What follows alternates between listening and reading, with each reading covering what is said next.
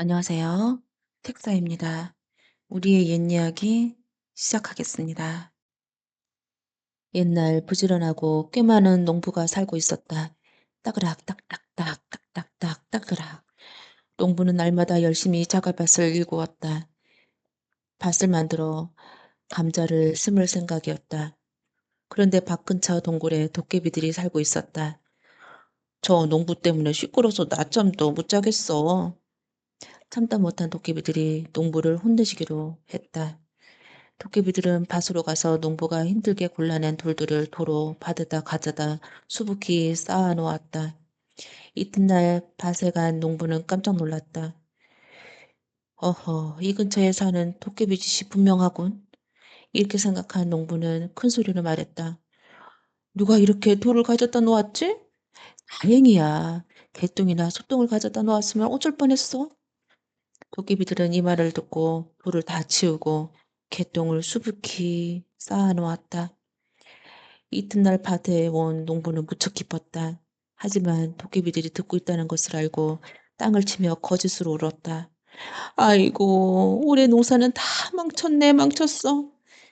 그러나 그의 밭에 심은 곡식은 너무나 잘 된 것을 본 도깨비들은 그제서야 농부에게 속은 것을 알게 되었다. 감히 우리를 속여? 어디 두고 보자. 어느 날 도깨비들은 농부가 빈 밤송이를 밟고 괴로워하는 모습을 보게 되었다. 저놈집 마당에 빈 밤송이를 가득 갖다 놓아야 되겠군. 도깨비들은 밤사이에 농부집 집 앞마당에 빈 밤송이를 깔아 놓았다. 다음날 아침 농부가 수북히 쌓인 밤송이를 보고 말했다. 올겨울은 이 밤송이 뜰감으로 충분하겠군. 화가 난 도깨비들은 그날 밤 방망이를 두드리며 말했다. 빈 밤송이들아 모두 알밤으로 변해라. 야! 농부는 마당 가득 쌓인 알밤을 가져다 팔아 큰 부자가 되었다. 옛날 어느 마을에 홀어머니와 어린 오누리가 살고 있었다.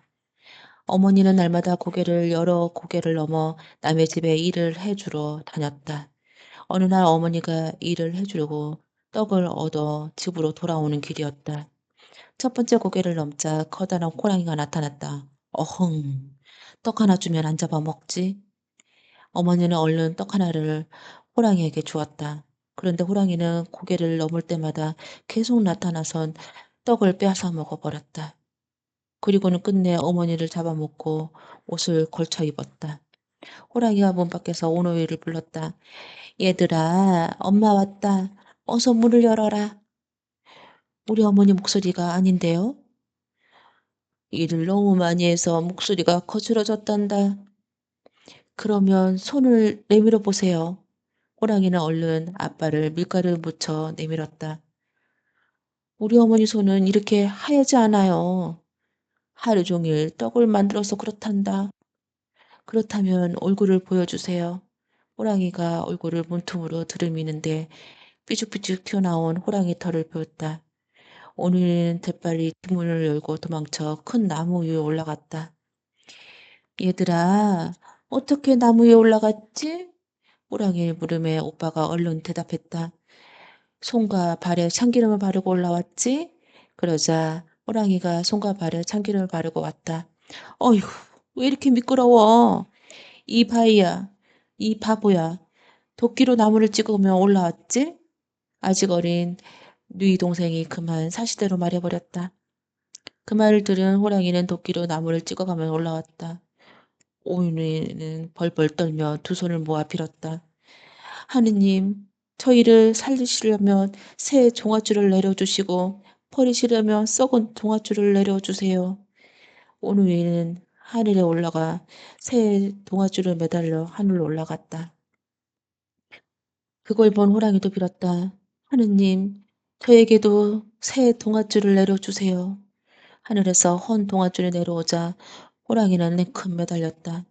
그런데 얼마 못 가 동아줄이 뚝 끊어져 호랑이는 수수밭에 떨어지고 말았다. 하늘로 올라간 오누이는 어떻게 되었느냐고요? 밤에 무서워하는 오누이 동생은 해가 되고 오빠는 달이 되어 세상을 훤히 비추게 되었습니다. 옛날 어느 깊은 산골 아래 주막이 하나 있었다. 어느 날 한 선비가 해가 넘어갈 무렵 길을 나섰다. 그러자 사람들이 말렸다.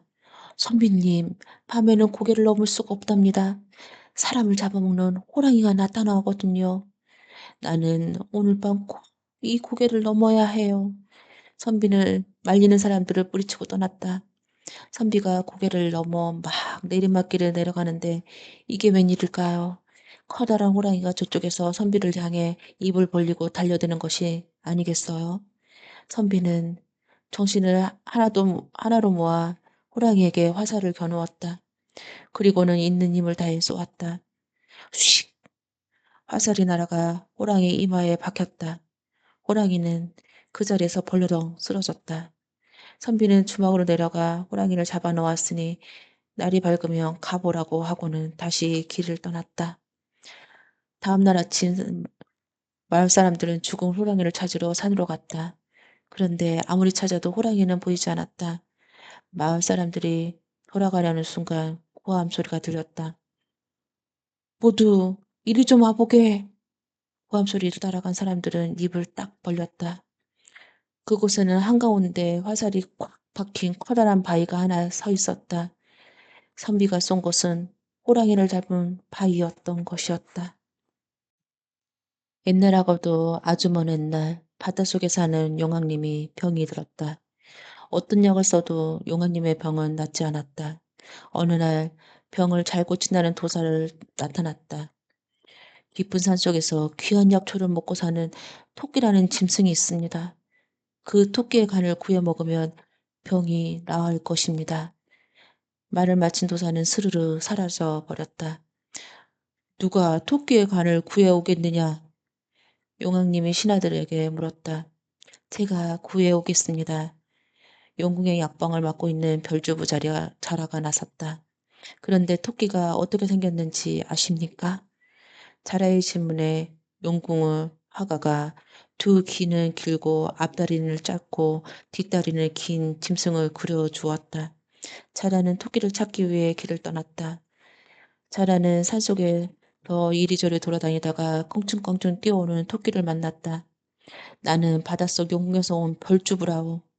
용왕님께서 토 선생을 모셔오라고 해서 이리 찾아왔소. 함께 용궁에 가서 먹고 마시며 즐겁게 살아보시구려. 맨날 풀만 먹던 것도 질리고 호랑이나 독수리에게 쫓겨 도망치는 것도 지친 토끼는 흔쾌히 대답했다. 좋소. 갑시다. 토끼는 다라증을 올라타고 용궁으로 갔다. 용궁에 도착한 토끼는 곧장 용왕 앞에 끌려갔다. 내 병을 고치려면 내 간을 먹어야 한다는구나. 용왕의 말을 듣자 토끼는 좋은 생각을 떠올렸다. 제 간을 탐내는 자가 너무 많아 저는 간을 떼어 깊은 산속에 숨겨놓고 다닌답니다. 용왕은 자라에게 당장에 가서 간을 찾아오라고 했다. 자라는 토끼를 등에 태우고 다시 땅으로 올라왔다. 여기서 기다릴 테니 얼른 다녀오거라. 야, 이 어리석은 자라야. 간을 빼놓고 사는 짐승이 다 어딨다? 토끼는 자라를 비웃으며 깡충깡충 뛰어 숲속으로 사라져 버렸다.